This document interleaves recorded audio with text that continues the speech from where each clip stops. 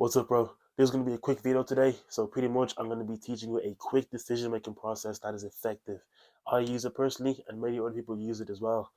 Now, you probably read the title already. I'm sure you know what it says. It's how to make decisions. That's what I'm going to be teaching you today about, is how to make decisions.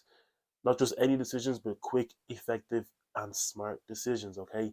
You're probably one of those people that when you have a big decision to make, you like you don't know what to do, so you sit there with your thoughts. You constantly think about things.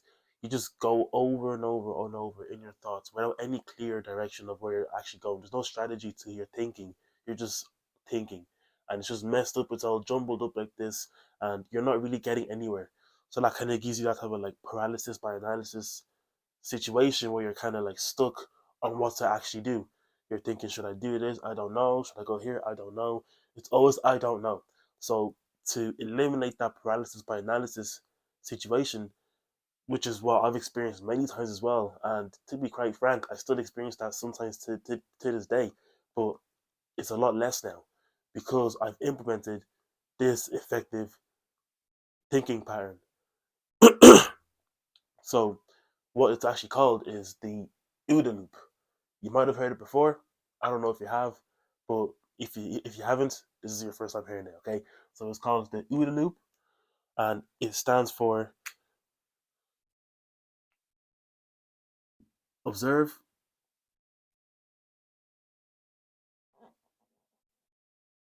orient, decide,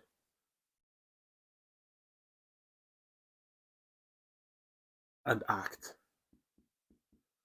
Now, I appreciate my little circle. That's not perfectly square circle, and it's a terrible design, right?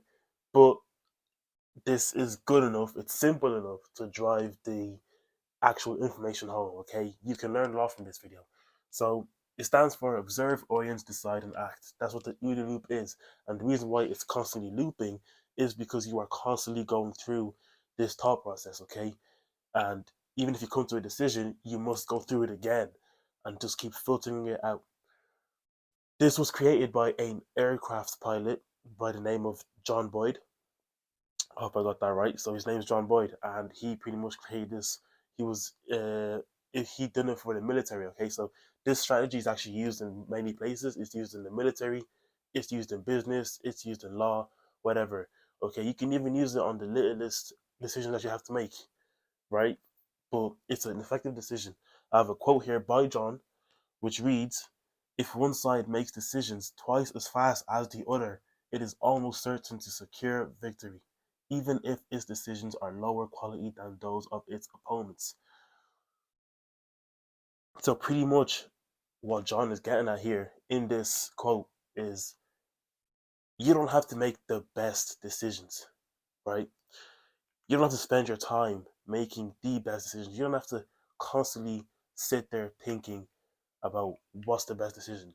He's more implying that you should quickly think, observe your situation, think about it fast, see what you can do about it, and then act on it. And you're if you taking action on that decision didn't go out the way you wanted to, go back through this filtering process, do it all over again. So that's why he says if one side makes decisions twice as fast as the other, it is almost certain to secure victory. He's pretty much saying that if the other team, like let's say in military, that's what he used it in, if the other military team was slow at making decisions and his team is good at making decisions, where they were quick at making decisions and adapting quick. That's the good thing about this OODA loop is the advantage is adaptability and agility. You are quick, okay? You can make decisions quickly. So if you're able to make decisions quickly, in 24 hours, I can make about 6 decisions through the OODA loop, whereas my opponent will only make about 2 decisions, and he won't know enough information on where to go. Whereas I've already went through it 6 more times than him, well 4 more times, and I have more information at my hands to go with. So just quickly, I'm gonna go through obviously what the individual parts are. So observe. Hold on, let me get rid of these. these things. I'll get rid of this as well. So observe. We write it in blue.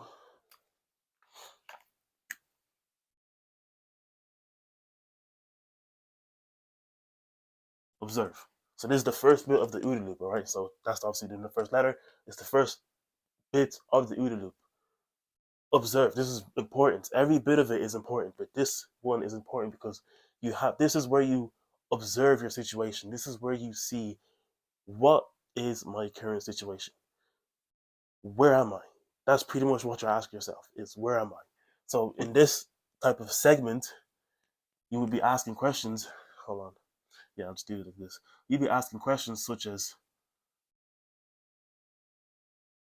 what is my current situation? Hopefully you can see that properly. My writing for some reason is ass today. But you'd be asking, what is my current situation? Okay? This is what's filtering through your mind. And let's use a business analogy. So you always hear people like Andrew Tate or Alex Hormozy saying speed is essential. Okay, when making decisions, and when, like, obviously if you want to reach success, speed is essential. Now,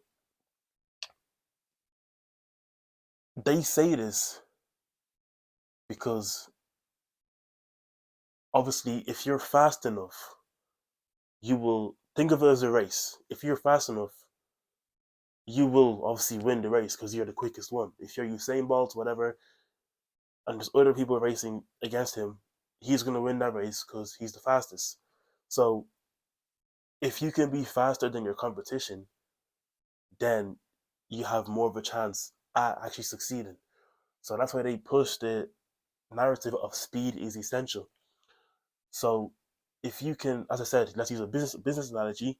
Let's say there's a 18-year-old male, right? For you who's just watching this video. So you're 18, you have multiple business options that you want to do.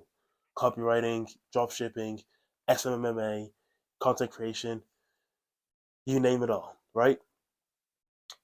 But you don't know which one to go with because there's so many options. You're like, what if this one works? You keep switching from business to business to business, and you're not really making that much progress, okay? For you to find the best one, you can use the OODA loop in that situation. Let's say you start off with drop shipping and you've done it for 30 days. Or let's say you actually done it for 2 months, okay, 60 days. You've done drop shipping for 2 days, for 2 months, 60 days, and you didn't really get that much results. If you use the OODA loop constantly throughout those 2 months, you might not even reach the end of those 2 months because you might realize that dropshipping is not for me. I actually don't like it. So let's say you OODA looped through those 2 months of dropshipping and you were asking yourself constantly, what is my current situation? I'm currently doing dropshipping right now. I have clients. I have people that I can obviously deliver to, ship out to, but it's just not enough. I don't know how to scale. I don't know how I'm gonna, source the products properly and get these things. I don't know if I have enough money in my bank account because I'm 18 years old. I don't have that much money with to begin with, so I'm running out of money. I don't know how I'm gonna be able to get more money. This is my current situation. Maybe dropshipping isn't for me. So you observed it, and then you can orientate through. And let's go to the next one. So let's say orient. So let me get rid of this. Hopefully y'all got the gist of the quote.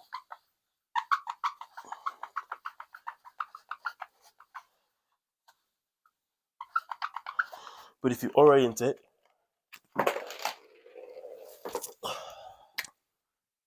so orientation, full name, whatever you want to say. So if you orient, this bit is important because this is all about asking. It's more introspective, you can say. So you're more asking, what are my capabilities? What are my limitations to get to that place? What, how far away is my destination, etc., etc. Why do I keep dropping things, man? So, damn. So let's say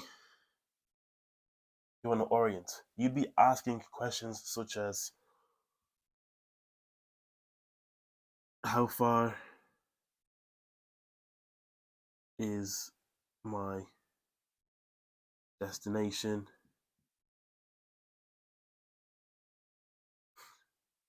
Questions like that, okay? So let's say you're 18, once again, you're thinking about dropshipping, but you want to get to 10K a month. You're not making any income right now. So you clearly see that 10K a month is too far away. You're not really anywhere there. You're not really making progress as you observed. You're running out of money, etc. It's not really working well for you. So that's the orientation bit. The decide bit is obviously self-explanatory. You decide what you want to do. So decide.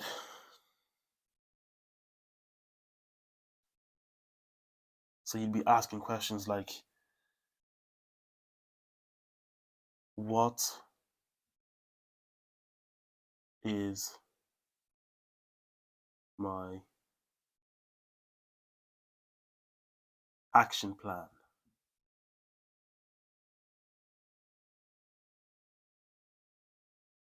Or you can ask like,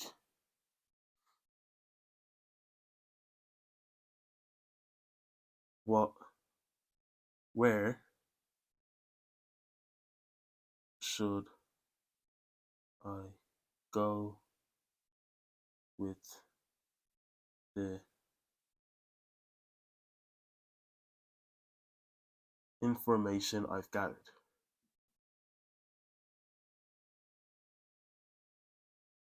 So that's a mess. But hopefully y'all can see that, okay? I'm explaining it properly. So decide, right? This is where you obviously think, where am I going with this information? You know, what is my action plan? What action will I take? So once again, you're that 18-year-old male, you're a young male, don't have much money in the world, you're aiming for 10K a month, you have multiple options and business opportunities to go for, but you don't know which one to go with. So you decide, you've already observed, you've already orientated, you're deciding now. You know what? Dropshipping, it was nice. It was good to learn about it, but it's actually not really for me. I'm not really making much progress in it. It's been 2 months. I'm gonna observe it and I'm gonna leave it and I'm gonna go to something else. So that's where act comes into play.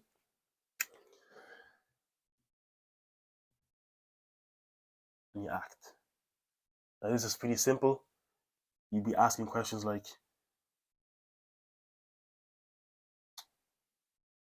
what is my goal? What is my plan? Similar to decide, but obviously you're taking action now. So you're that 18-year-old male. Once again, you've taken action. So you're leaving dropshipping, right?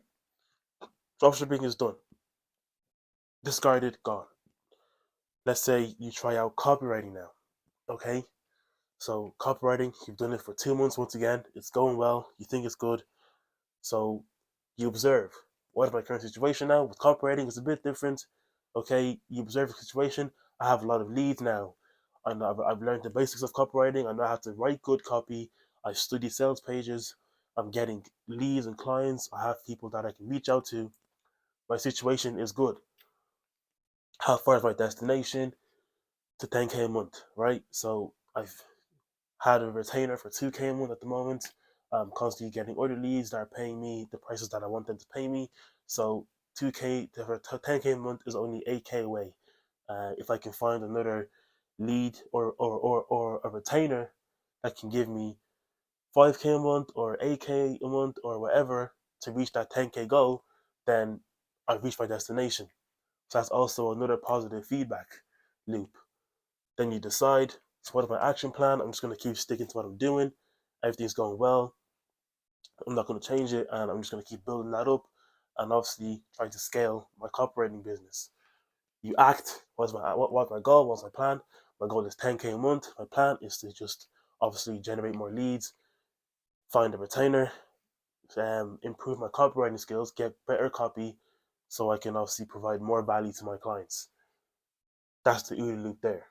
Okay, so you're constantly looping, you're constantly going through that thought process of, is this good enough, is this bad enough, should I keep doing this or should I not? Okay, that's why it's a very quick process, because you actually have a filtering process. Instead of you just sitting there thinking, oh, I don't know what to do, whether should I do this, like, it's not going to work. Okay, you need a filtering process. You need to know what direction you're actually going to take. That's where the OODA loop comes into handy. Okay, so you have a filtering process. You can filter it in 4 sectors.